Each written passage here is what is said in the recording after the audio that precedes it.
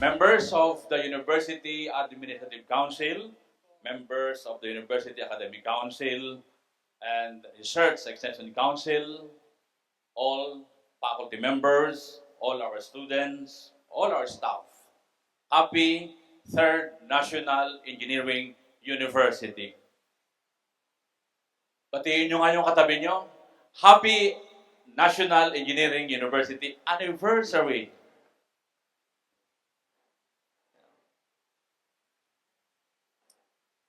We must be happy. This is Batangas State University's fiesta. This is our NEU celebration. 3 years ago, Republic Act 11694 bestowed upon Batangas State University a distinctive and pioneering status, the National Engineering University. Our rise to greater national prominence comes with a responsibility to lead with excellence, innovate with purpose, and serve with integrity. Hence, our service motto, leading innovation, transforming lives, building the nation. Today, your president stands before you filled with pride, gratitude, and profound sense of responsibility as we celebrate our third anniversary. Today, we celebrate a legacy of knowledge, innovation, perseverance, and impact. A legacy built not only on infrastructure and milestone, but on the people who have walked the university halls with shared purpose to engineer the future. This moment is not just a celebration of our success, but a reaffirmation of our commitment to nation building through engineering education, research, and service. We are here to mark not only the passage of time, but the triumph of a shared vision. This year's theme, Engineering the Future, a celebration of excellence and innovation, invites us to reflect on our journey we've taken together, recognize the brilliance of the present, and cast our eyes towards the limitless horizon of the future. More than a celebration, this is a call to each one of us in this hall to reflect, to engage, and to commit to shaping the future through the most powerful platform we have, the Batangas State University, the National Engineering University. It is with immense pride and gratitude to share with you the state of the university, our beloved university, a reflection of what we have accomplished together, where we stand, and where we are heading.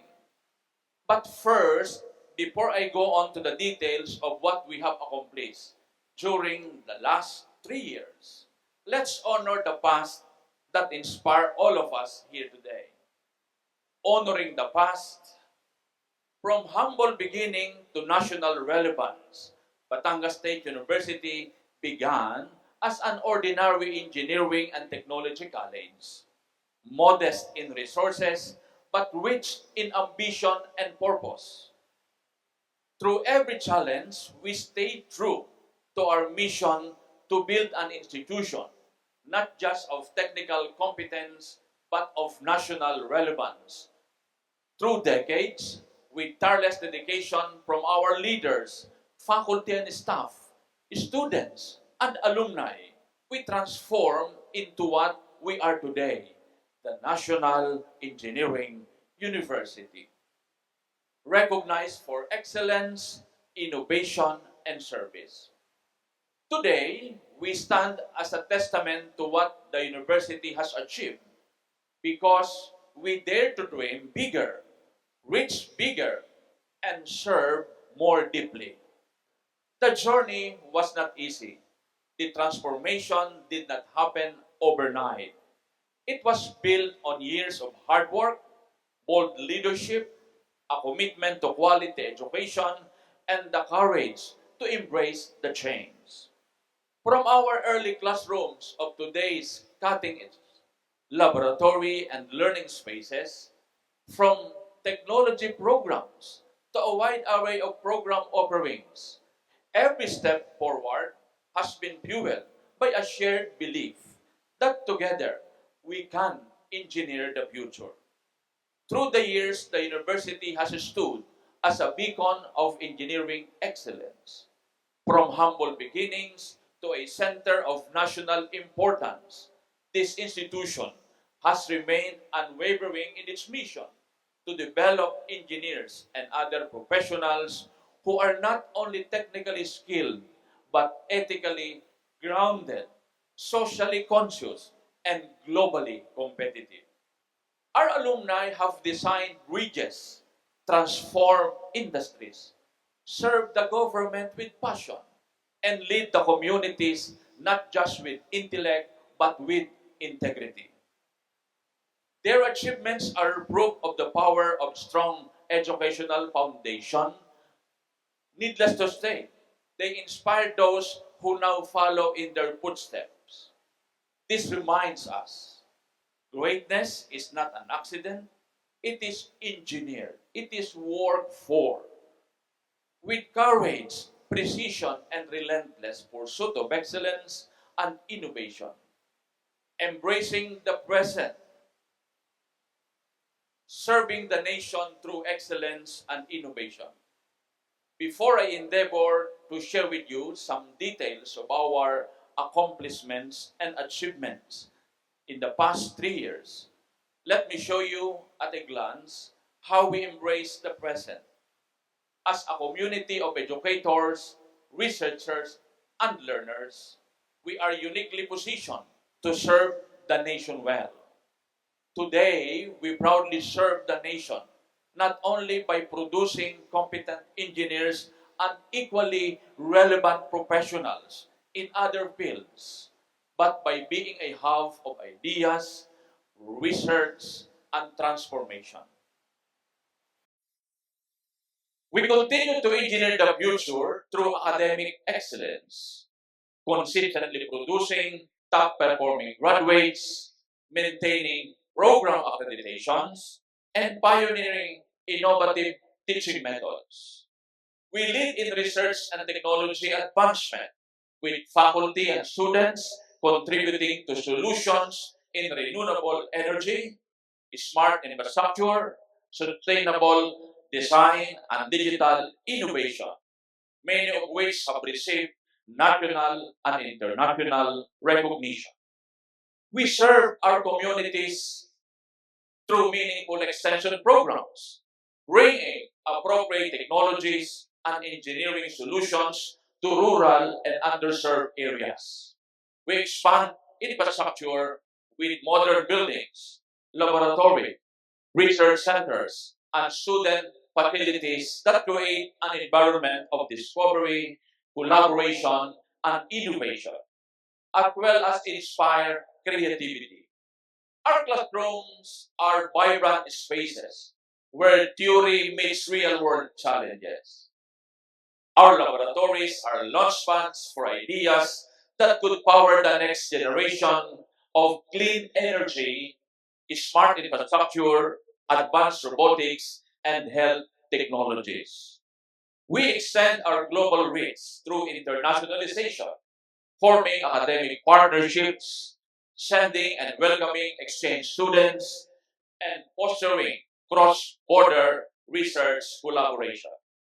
We exercise the strategic allocation of funds and other resources to ensure sustainability and support institutional growth. Our efforts in digital transformation and financial management are making operations more efficient and responsive. We uphold participatory, transparent, and accountable management. Through shared governance and strategic planning, we align our vision with the aspirations of our stakeholder, guided by deep sense of integrity and service. We empower the constituent campuses who are now becoming a benchmark for campus operations and management. All these are manifestations of our vision to engineer a better, more inclusive, and sustainable future. To our faculty, your commitment to excellence in teaching, mentoring, and research is what keeps the university at the forefront of engineering education. To our students, your curiosity, determination, and drive are the forces shaping the future. Even as you learn today, together we are not only keeping pace with innovations, we are leading it. We must be leading it to transform lives and build the nation. The past 3 years, it's been a while. Our achievements and successes in just 3 years, we have grown not only in number but in impact, establishing ourselves as a hub of innovation, a cradle of engineering excellence, and a bold advocate for the future of engineering education in the country. The university has spent the past 3 years propelling transformative change and accelerating key reforms. It has resolutely embraced its role as the National Engineering University, fostering innovation, excellence, and leadership in engineering education in the country. On academic excellence and curriculum innovation, we have made significant strides in elevating the quality and relevance of engineering education in the country. Over the past 3 years, we have successfully transitioned to outcomes-based, industry-aligned curricula. Our licensure examination passing or performance rates have consistently surpassed national averages, with several of our programs producing top-notchers and emerged as top-performing school. We have expanded our programs through micro-credential and partnerships with industry and government. As of 2024, the university has achieved significant milestones in programs accreditation. 27 programs hold Level 4 accreditation, the highest distinction, from AACO, highlighting excellence in instruction, research, and community service. 33 programs are at Level 3, while 88 programs have attained Level 2 accreditation. The 11 programs are at Level 1, with 4 under candidate in status. Institutionally, Backstatio Pablo Borbon has achieved Level 3 institutional accreditation, reinforcing our reputation as a leader in higher education. The university is also ranked among the top 2 performing SUCs with the highest number of Level 3 accredited programs in 2024. Congratulations to our faculty and of course to our students. Additionally, 209 academic programs have been granted a certificate of program compliance, ensuring adherence to national educational standards. Our faculty development programs have supported continuing graduate studies, pedagogical training, and specialization in frontier technologies, ensuring that our learners are guided by experts at the cutting edge of their fields. In 2023 alone, over 350 faculty members participated in national and international trainings and conferences. The numbers of doctorate degree holders grew by 20% in the past 3 years, strengthening the research capability of the university. From 2022 to 2024, the university's students amassed over 65 awards in national and international competitions, 20 in engineering innovation, 15 in media and arts, 30 in sustainability, business, and technology. It secured top honors in international engineering, robotics, and sustainability competitions, as well as championships in national technology innovation and media events. Our students emerged as champion in the UNESCO's World Engineering Day Hackathon in 2022, champion and merit awardee at Singapore's Engineering Innovation Challenge in 2022, top 3 in the World Engineering Day Hackathon 2024, and champion in Isang Bituin, Isang Bithiin, a national parole-making competition sponsored by the national government. As of 2024, 12 engineering programs have fully integrated the CDIO framework. Since 2021, 6 new interdisciplinary programs have been launched, including data science, renewable energy engineering, and the Doctor of Medicine program. The total enrollment grew from 55,063 in academic year 2021-2022 to 60,809 in academic year 2023-2024, with an increase of 10.44%, with almost 45% of the total students enrolled in engineering and technology programs as we are mandated by our enabling law. In enrollment is well within the absorptive capacity of the university, the different mode of delivery considering. On the summary of enrollment for 2021 and 2022, you can see in our figure the increase in our enrollment. And it can be shown that Batangas State University is now a top choice for students not only in our region but in the entire country. You should know that our students come from over 50 provinces in the entire country today. In the span of 3 years, the university registered a total graduates of 23,083 from various disciplines, with Bat Statue Pablo Borbon having a highest number of graduates at 8,728, majority of which is from business-related programs. Bat Statue Alangilan, whose graduates are mostly from engineering and technology programs, registered a total graduate of 7,228.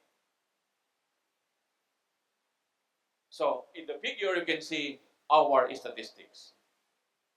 On the National Engineering Education Development Program, as we are mandated, and it was already endorsed even by the Regional Development Council, that as the National Engineering University, Batangas State University shall implement the National Engineering Education Development or NEED program. The program was launched during the International Conference on Innovation in Engineering Education in 2024, organized and hosted by our university. NEED survey in 61 SUCs facilitated development of the core components of the program, including outcomes-based engineering education, accreditation, curriculum re-engineering, faculty development, research collaboration, and industry partnerships. A 10 million peso grants for the program was secured from the national government during fiscal year 2022 to 2024. The NEED program has influenced fellow academic leaders to aligning engineering education with industry and global standards. The national training on OBEE in 2024 brought together 140 engineering deans and program chairs from 35 universities across the Philippines, which equipped them with knowledge and innovative strategies to redesign engineering curricula to better match industry needs. Over 2,000 faculty members and around 65,000 students are expected to benefit therefrom as OBE principles are cascaded and adopted across the country as part of the NEED program. Phase 2 of the training programs is targeted more than 300 deans and department chairs from 100 SUCs, further strengthening the nationwide implementation of the NEED. Our Center for Innovation in Engineering Education. The CIEE has worked to bring together the academe and industry to forge partnerships for research, professional training, for capacity building, and platform for innovation that transcends the university. The university was able to secure a 9 million peso grant for the Futures Thinking Project during fiscal year 2022 to 2024. The Futures Thinking Project under the CIEE was able to train over 500 faculty, employees, and students of the university in strategic foresights and future thinking, which enhanced their intangibles and related to concrete and translated to concrete programs and projects with significant impact in engineering education. A synergistic and innovative mindset is developed in the academic community. The BUS status, CIEE, spearheaded the international conferences on innovations in engineering education last year, which gathered together around 400 participants, including 250 external attendees or participants from 70 higher education institutions in the country, students and faculty. The event featured 20 expert speakers from international academic community. These initiatives provided faculty and students with invaluable insights into the latest trends in engineering education, enhancing teaching strategies, and fostering global career opportunities. On the micro-credential program for lifelong learners, since the launch of the pioneering BUS Status micro-credential program in 2023, it has been recognized by 10 higher education institutions and professional organizations, which have benchmarked our initiative as a model for industry-driven education. The program has propelled our university to the forefront of industry-relevant education in the Philippines. No less than the Commission on Higher Education was inspired by this pioneering initiative. In 2024, the Commission, through a memorandum, has encouraged and guided the adoption of micro-credentialing program among higher education institutions. The university forged strategic partnerships with industry giants such as Microsoft Philippines and Cisco Networking Academy, that ensuring that the curriculum was aligned with industry needs and provided learners with practical hands-on experience in areas critical to today's job market. You should know that Batangas State University is now a Microsoft testing and accreditation center. On research and innovation on a global scale, from pub, from lab to life, our research has begun to make its mark. In the past 3 years, our research productivity has significantly increased, with more peer-reviewed publication, patents filed, and externally funded projects than ever before. We launched interdisciplinary R&D centers in areas such as renewable energy, smart manufacturing, digital publication, among others. Our researchers have engaged in transdisciplinary solutions that address urgent national challenges, from climate change to digital transformation. Through the Technology Transfer Office, we are working closely with industry and government to ensure that innovations developed within our walls find real-world application.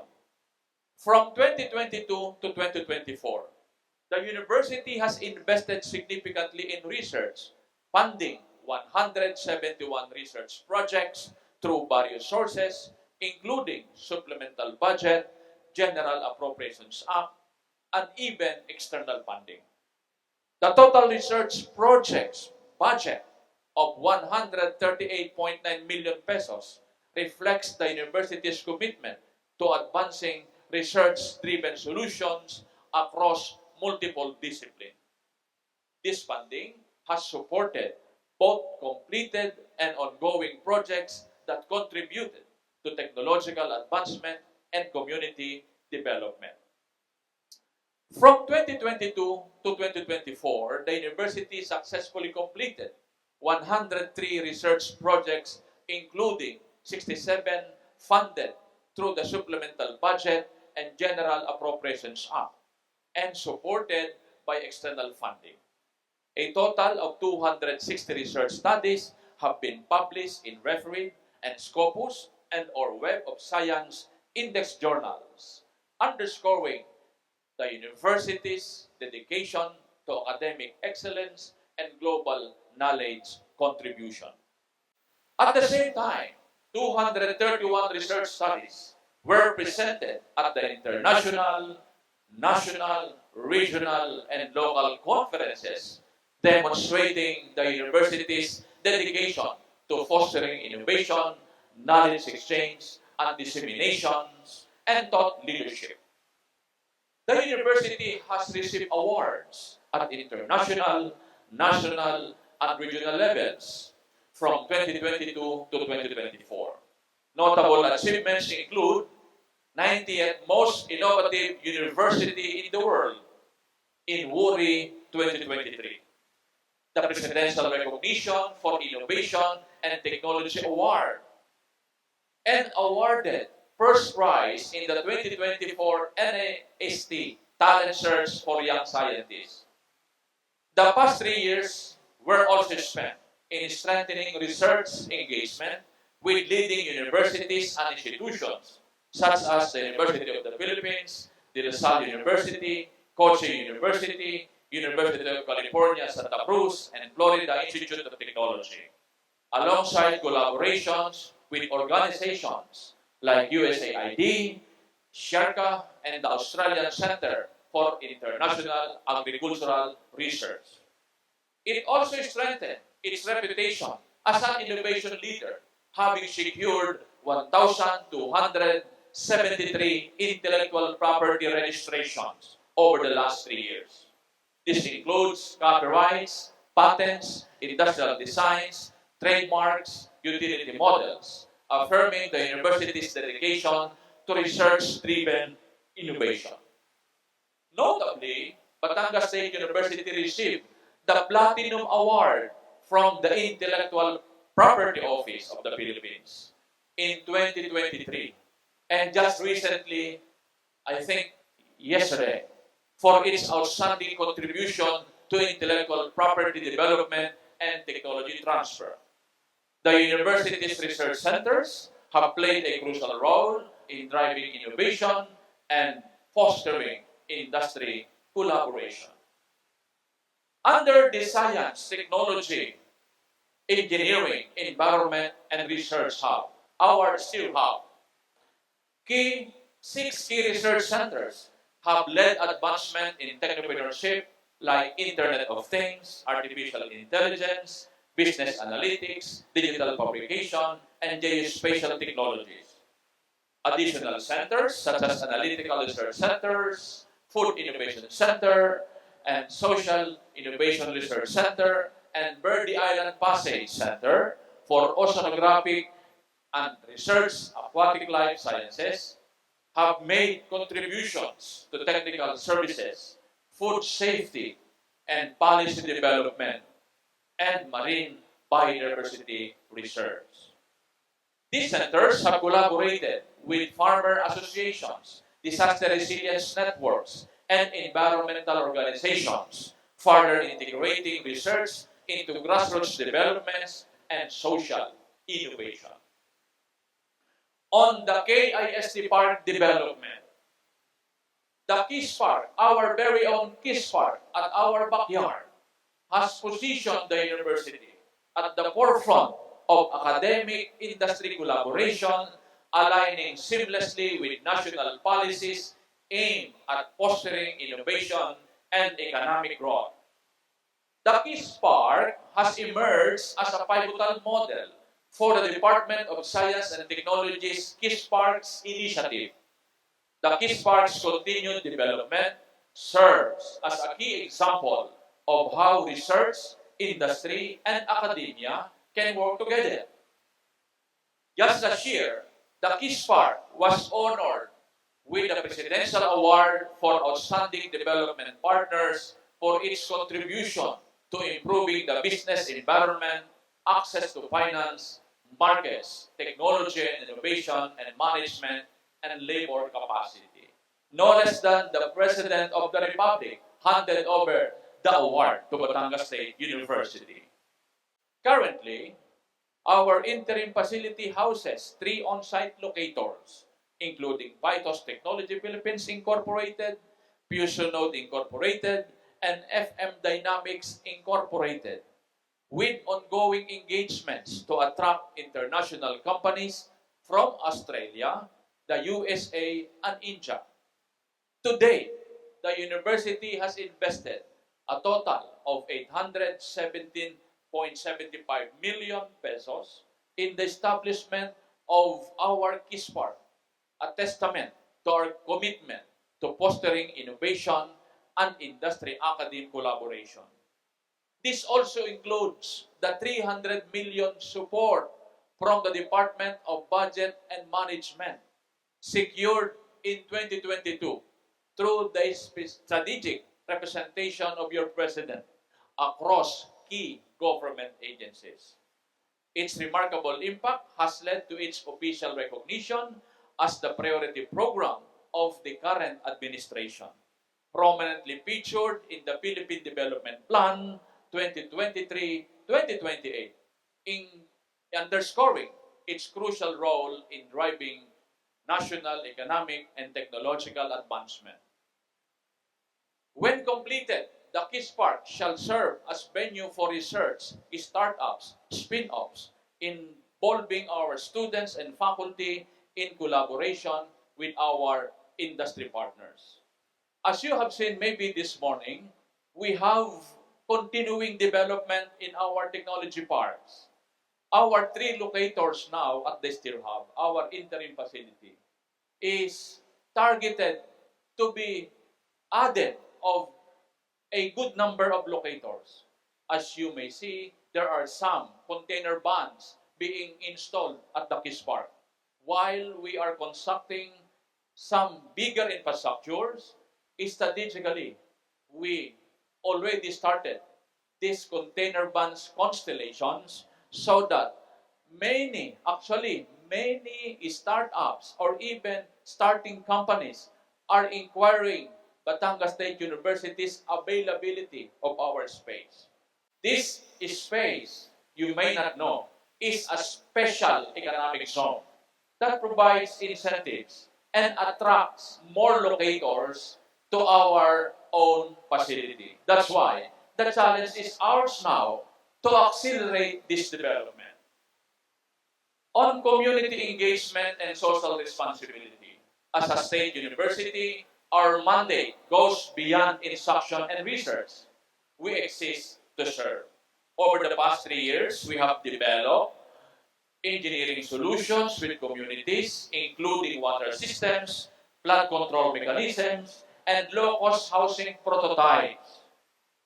We institutionalize community-based engineering extension programs that integrate students' involvement and faculty expertise, even from other disciplines.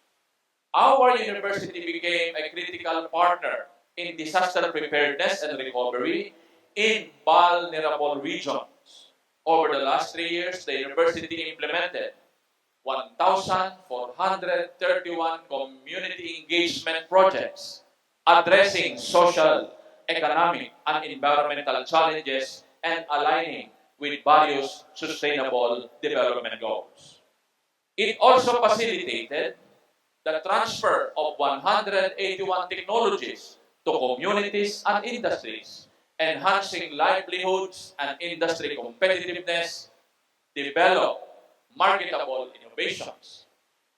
For uninstitutionalized and long-term community programs, the university conducted a joint humanitarian entrepreneurship summer academy since 2023 to 2024 with Lingnan University in Hong Kong, recognizing its impact in community development programs.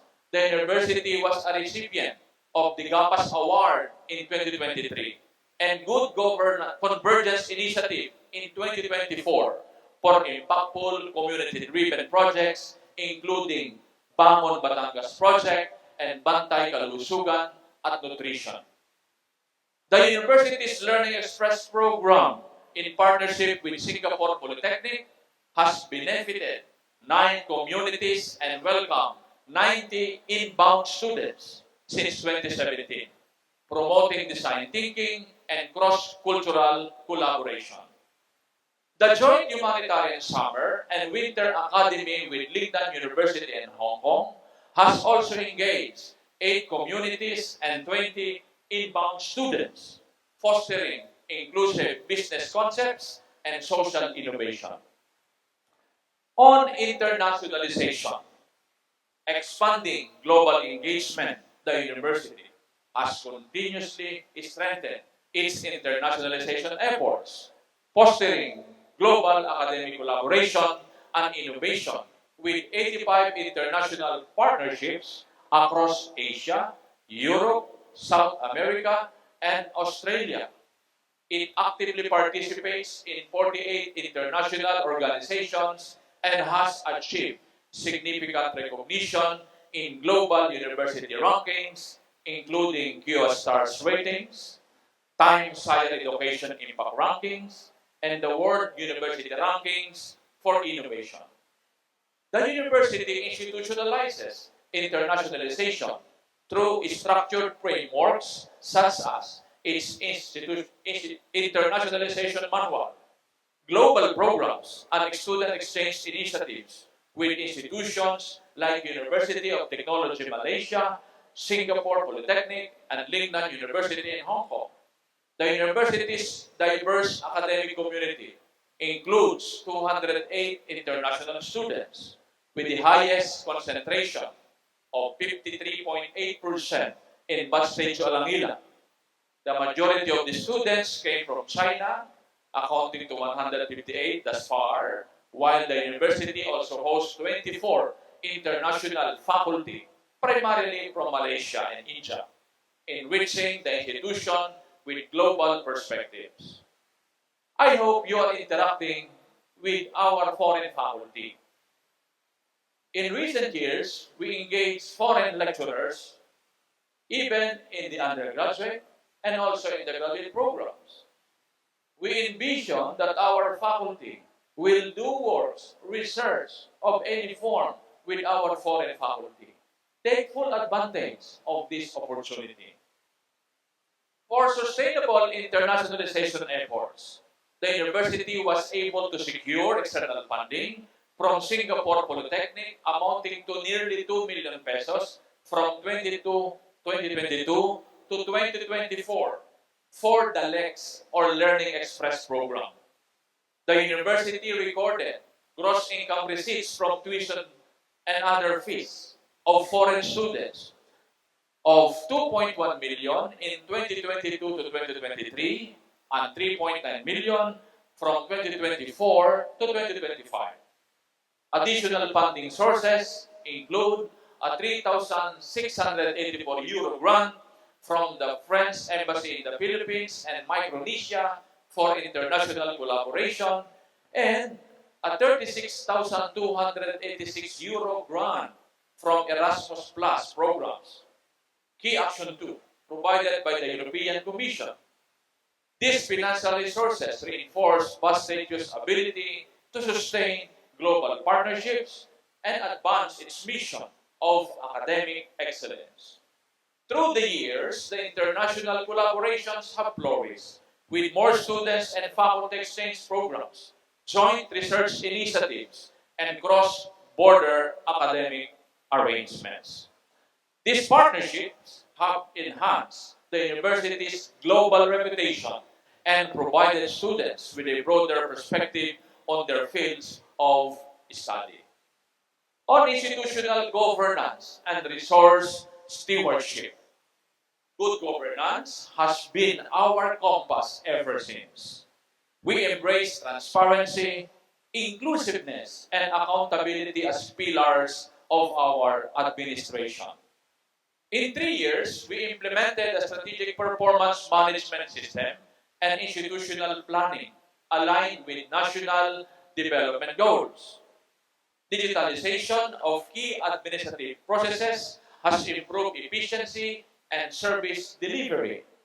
Fiscal prudence and effective resource generation enabled us to maximize public funds while expanding scholarships, facilities, and research grants. Our Board of Regents, university councils, and student leaders have all played vital roles in shaping the responsive and participatory governance culture. The university focused on innovations in operations, human resource development, and organizational integrity and financial efficiency to ensure institutional growth and sustainability. During the last 3 years, the University Board of Regents approved 41 new policies, all in pursuit of excellence and innovation. Number of policies approved by the Board of Regents in 2022 to 2024. So we have here, as presented, in different areas. On students, we have a total policies, including improvement of student welfares. We have a total of 22. For faculty, we have promulgated 3 policies. And on institutional policies that encompass faculty, students, employees, and the entire university as a whole, we have our Board of Regents approve upon our proposal 16 policies. So all in all, over the last 3 years, our University Board of Regents actively participated and involved themselves in looking at these policies. These are all meant to improve our services and ensure efficiency of our operations in the university. Maybe part of our program is a caravan on some of the policies that our Board of Regents approved, so that we will be aware and we will be able to comply for the utmost university's effectiveness and efficiency in our operations. The policies benefiting the students include, among others, policies on Young Lifters Program, financial assistance for students both on merit and economic status, enhanced policies on different student services, and policies on student privileges, self-expression, and well-being. In 2023, policies directly benefiting the faculty includes the Provident Fund and revised research and extension manual that expanded privileges and incentives for our faculty. Sound financial management has resulted in high budget utilization rates under the General Appropriations Act, with obligations reaching 96.64% and the disbursement at 96.57% in 2024. The internally generated income has shown steady growth, with disbursement rates improving from 49.59% or almost 50% in 2022 to 69.03% in 2024. That's why our Presidential Advisory Council meet regularly so that we can ensure the acceleration of the disbursement of our local funds.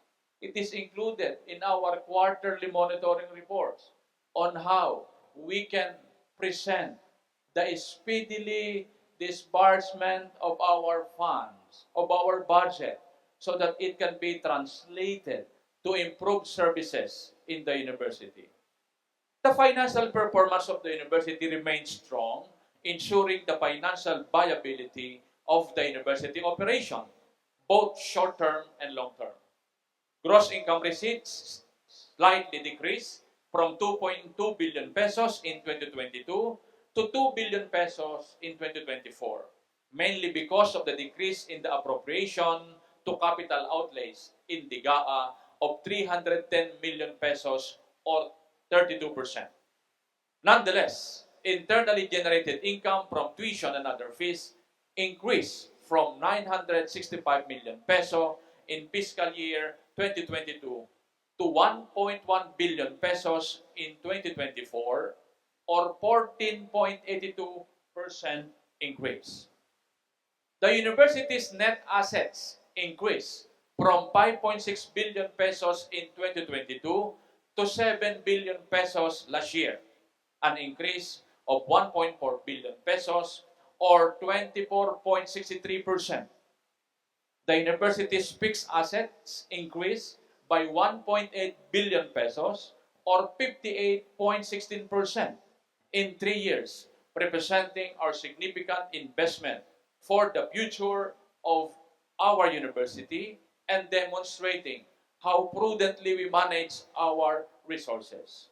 That's why your president is always busy looking for more augmentation of our internally generated income from other sources in different government agencies so that we can accelerate the development of our university, including extension or constituent campuses.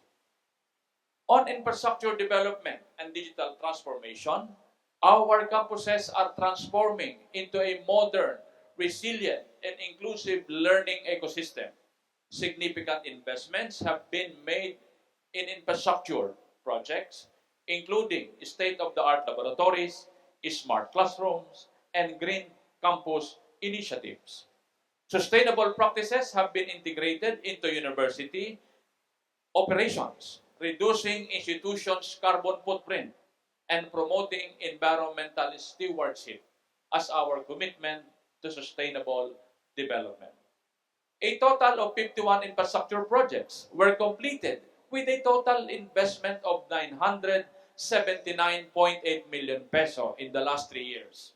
27 ongoing projects with a total investment of 1.2 billion pesos and 3 projects were terminated with a total accumulated cost of 234 million pesos. Overall, the university invested 2.4 billion pesos in infrastructure projects in 3 years across all campuses of the university. Budgetary reforms and financial transparency initiatives have strengthened the university's fiscal health. A strategic workforce planning and professional development programs have enhanced staff efficiency and productivity. The university achieved ISO 9001-200-2015 certification or a certification in 2023.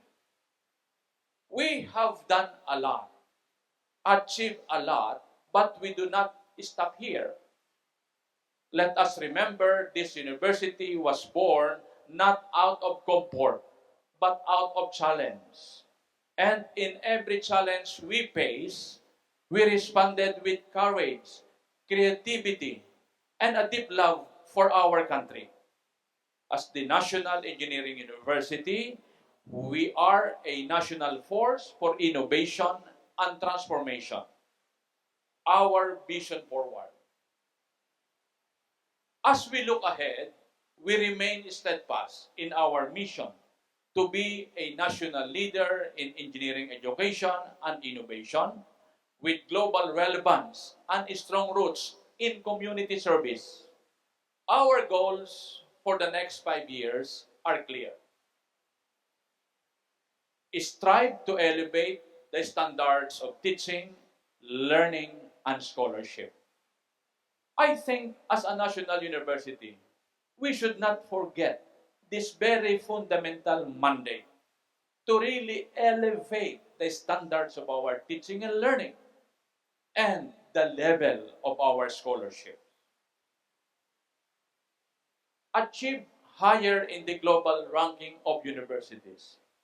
As we participate in global ranking, it's not merely on the recognition, but I can always see the benefits it gives to our students. After all, it's our students who will be benefited by all developments happening, whether in research, whether in instruction, whether in infrastructure development, and other student services. We will also strengthen industry alignment in our curriculum and research agenda. Different reviews now are being taken by the university on how to really align our curriculum.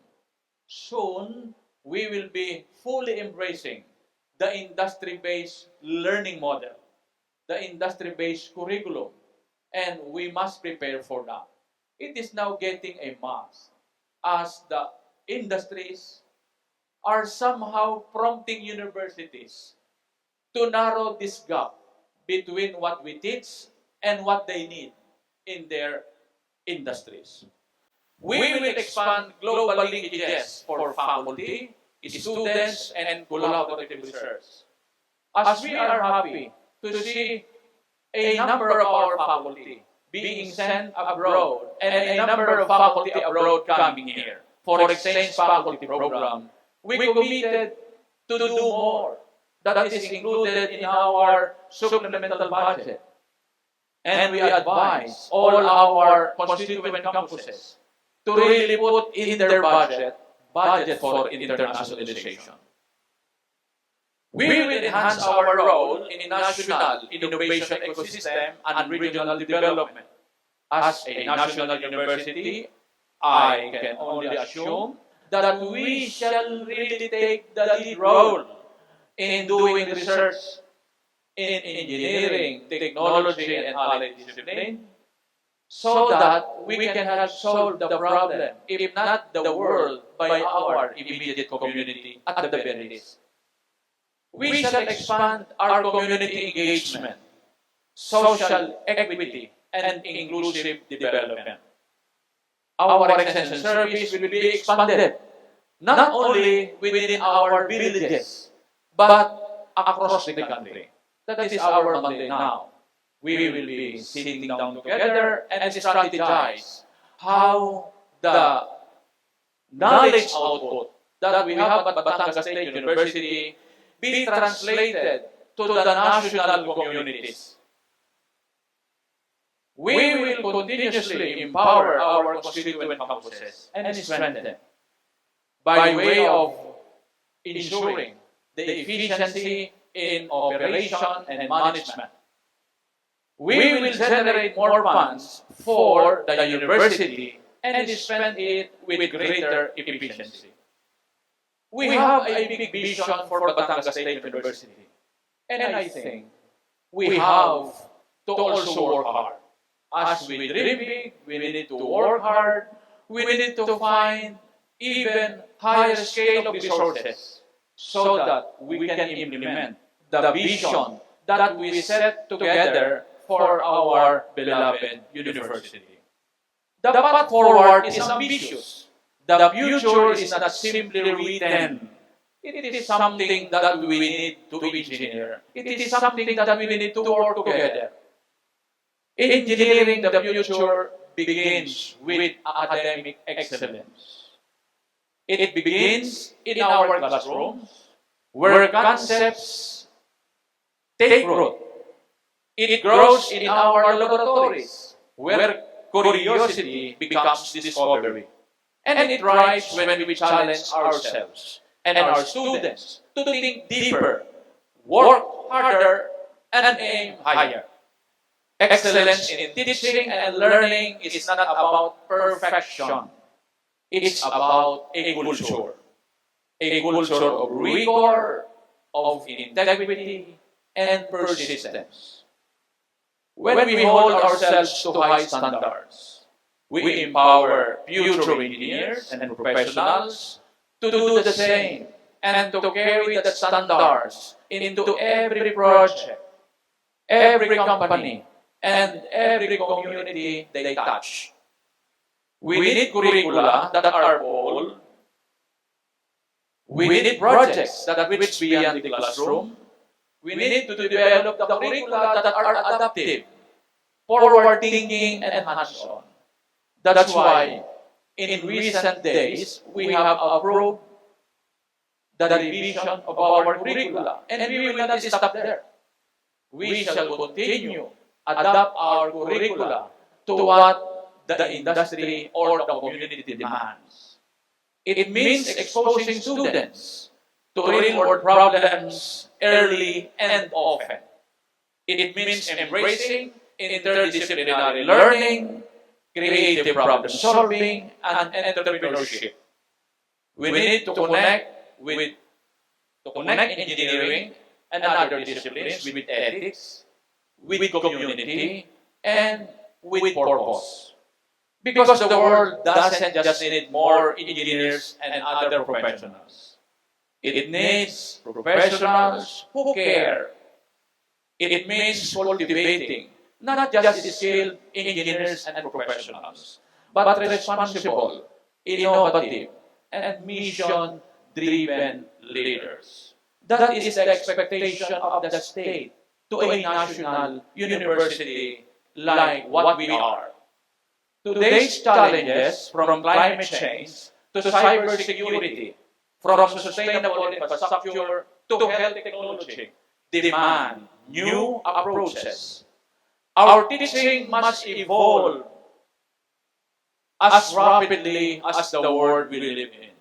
It takes hard work. It takes discipline to make our teaching evolve. It takes commitment to this very mandate of a national university. Whether we like it or not, we are a national university. What should run in our veins must be blood of nationalism, of patriotism, of a higher sense of responsibility to the immediate or even farther community that we serve. That is our mandate. That is the expectation of the state. Much is given, much is expected, as we all heard and as we all subscribe. As the world changes, so must our methods. Our methods must change. As I have mentioned, to change the method, there must be passion.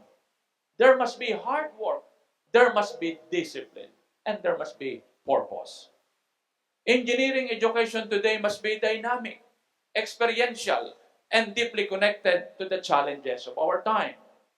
From integrating AI and sustainability into our curricula to fostering design thinking and entrepreneurship, we are not only teaching our students what to think, but how to think with flexibility, responsibility, and higher creativity. Our students must graduate not just with knowledge, but with a mission. Let's make our classroom not just places of instruction, but launchpads for invention.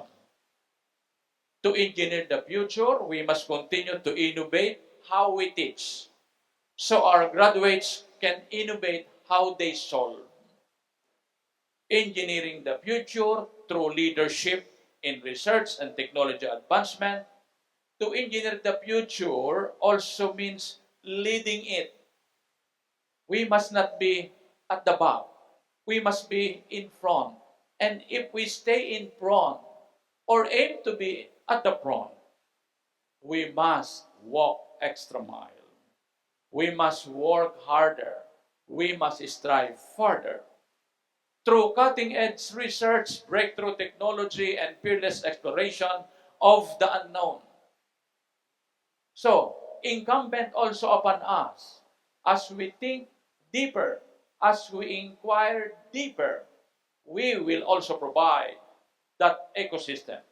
We commit, this leadership commit, to provide that ecosystem, to provide that environment, that critical thinking will really flourish. That is our commitment.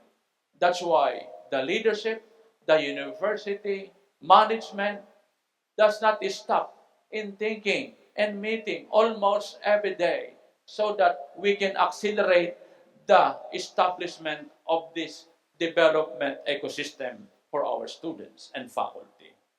Our faculty are at the forefront of this mission. Our dear faculty members, your research is not just for academic journals, not just for library shelves. It is a beacon. It lights the way forward in a world that depends on technology more each day. Your work in laboratories, in the field, and in collaboration with industries, which we are working now, is the engine of national progress. Your discovery should not stay on paper. It must transform lives. Your leadership in innovation must set the pace for progress, not only within our institutions, but across the nation and the globe. Lead in invention and in vision, setting a standard for responsible, ethical, and transformative research. Our dear students, your ideas have power. Your energy and insights are what will push us into the next era of discovery. Together, through mentorship, collaboration, and bold ambition, we can drive breakthroughs that address the needs of the industry, the society, and the planet. Your fresh ideas and fearless question are the fuel. You are not the engineers of tomorrow. You are already part of the solution today. We must be relentless in our pursuit of excellence and fearless in asking, what's next? Community engagement, engineering with purpose. Our responsibility extend beyond the lecture halls of Batangas State University, extend beyond our laboratories. True innovation is not complete until it reaches who need it most.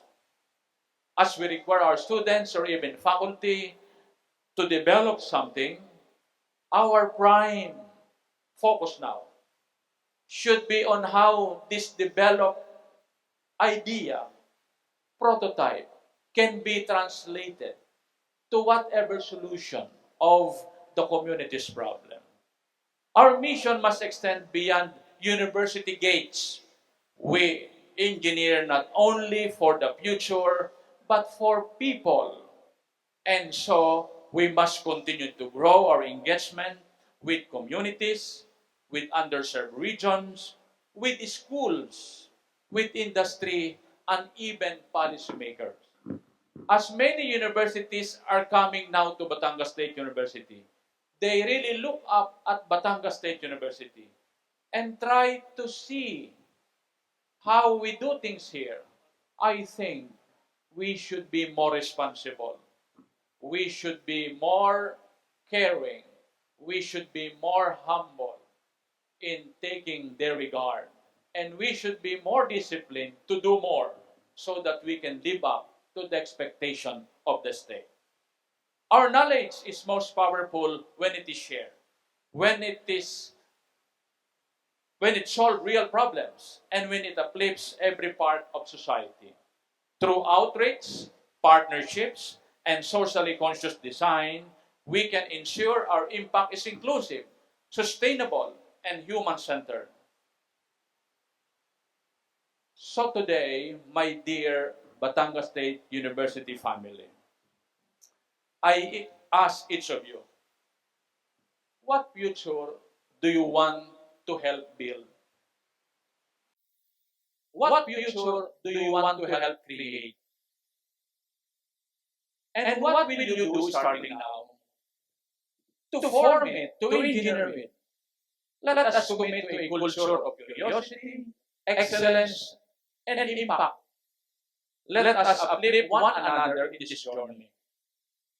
Let us remember that the future is here. It's not out there. It's not tomorrow. It's now here today. With our dedication and creativity and our belief that through our shared commitment, we can engineer a better future for Batangas State University and for our country. The real heart of the university is not found in buildings or awards. It is in us, in our people. To our faculty and staff, I thank you for your passion. To our students, you are the builders of the next chapter of this university. Your continued belief in us fuels our mission. There must be a shared belief. There must be a shared commitment. Or I must say, a mutual regard. We also admire the capability of our faculty, of our students, of our administrator. There must be a mutual regard. The vision ahead of us is not small, and we cannot do it when we are divided. That's why we start with Walk for Togetherness, because we believe that together we can do more. This is something that we should do together because this is a mandate of our university. We have done a lot over the past years. And I can say we haven't do those things alone. Before I end this message, I would like to thank sincerely all of you, all our university staff, starting from the vice presidents, the campus chancellors, the campus directors, our college deans, our directors, our associate deans, assistant directors, all our department chairpersons, all our campus heads, all our coordinators. I might not see you every day, but I can only assume that we are all together assumed in a common vision for Batangas State University. I thank all of you. You are doing wonderful job for Batangas State University. The things that we have just presented are your accomplishment. These are all our outputs together. This is the result of our planning together. And I believe all of us would like or dream of making these developments sustainable. We would like to see that this will be sustained, that this is not an accomplishment for the last 3 years. We must sustain this so that it will benefit the very students that we serve, it will benefit the very community that we serve, and it will benefit the very country that we all serve. So, to everyone, I hope that we now see our place. We all have place under the sun, under the roof of Batangas State University. This is a journey. Let this be a journey. We are not yet in our destination. Sinasabi natin, malayo na, ngunit malayo pa. It may have a different meaning if you will state it in reverse. Malayo pa, pero malayo na will lead us maybe to status quo or maybe to laziness. But let's make it the other way around. It may be malayo na, pero malayo pa. We have more things to do for Batangas State University. And I hope you are all excited. To our students, these are all for you. Our time will end. We have a finite life here, and we know that Batangas State University has its very sacred name already. It is our name. Remember that Batangas State University is you. It's me. It's all of us. When we go outside, whether we like it or not, they look at us. They look at you. Not as you, but as Batangas State University. At your forehead is the logo of Batangas State University. So we should be more conscious now. We should be more deliberate now in our efforts in really doing what we can so that Batangas State University will really serve its purposeful mandate. So before I end once again, I would love to thank all of you, my dear university family, and of course even my immediate family. Let's all work together for the greatness of Batangas State University. Let's always include Batangas State University in our prayers.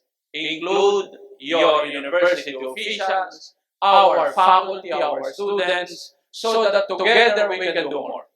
I always believe that apart from God, we can do nothing.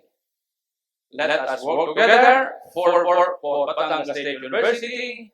Let us love one another for Batangas State University. Batangas State University is you. It's all of us. Let's continuously pray that may the good Lord always bless Batangas State University and always bless the National Engineering University.